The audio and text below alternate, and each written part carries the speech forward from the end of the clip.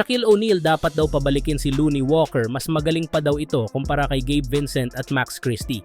Pero bago yan, unahin natin ang laban ng Milwaukee Bucks kontra sa Utah Jazz. Naputol na nga kanina ang losing streaks ng Milwaukee Bucks sa final score na 123-100.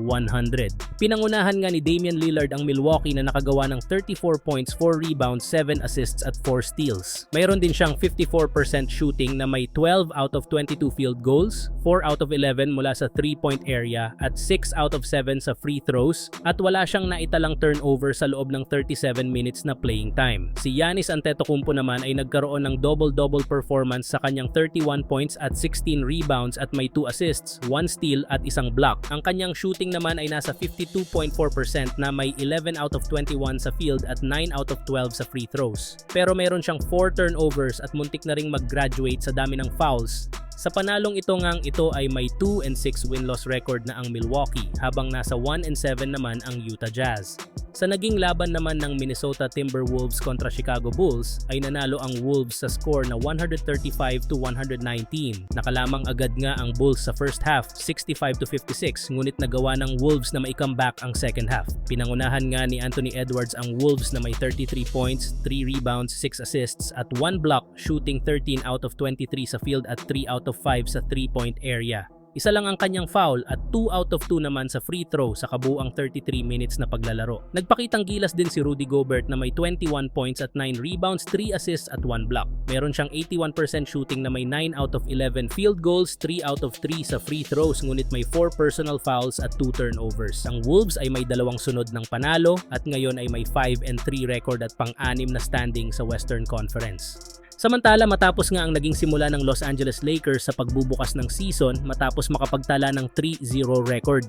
Ngunit pagdating sa kanilang 5 road games, isa lamang ang kanilang naipanalo dahilan upang bumagsak ang kanilang record sa 4-4 record at mapunta sa ika-10 pwesto sa Western Conference. Isa sa mga pangunahing dahilan ng kanilang pagkatalo sa road games ay ang kakulangan ng kontribusyon mula sa kanilang second unit. Ang kanilang bench players ay may average lamang na 18 points per game na kasalukuyang pinakamababa sa buong NBA. Ito ay nagpapakita lamang ng kakulangan sa lalim ng kanilang bench, isang bagay na kritikal sa pagpapanatili ng momentum sa mga laro. Isa pang problema ng Lakers ay ang pagiging inconsistent ng kanilang mga role player, particular si D'Angelo Russell. Ayon sa mga analyst, si Russell ay madalas hindi maasahan sa mga crucial moments ng laro na nagiging hadlang sa kanilang pagkapanalo.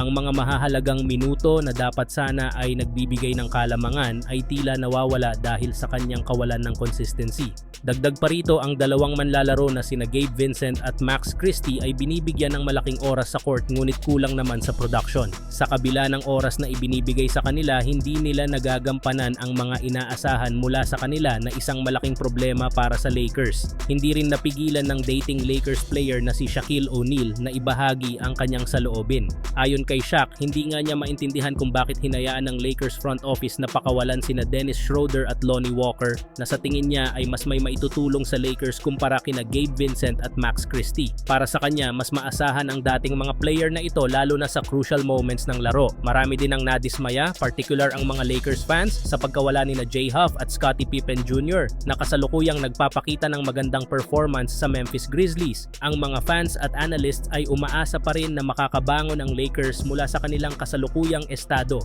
Ngunit kung hindi mabibigyan ng solusyon ang kanilang mga kahinaan, maaaring magpatuloy ang kanilang struggles sa buong season. Ang mga susunod na laro ay magiging critical para sa Lakers at kanilang coach upang makahanap ng tamang adjustments at bumalik sa winning form.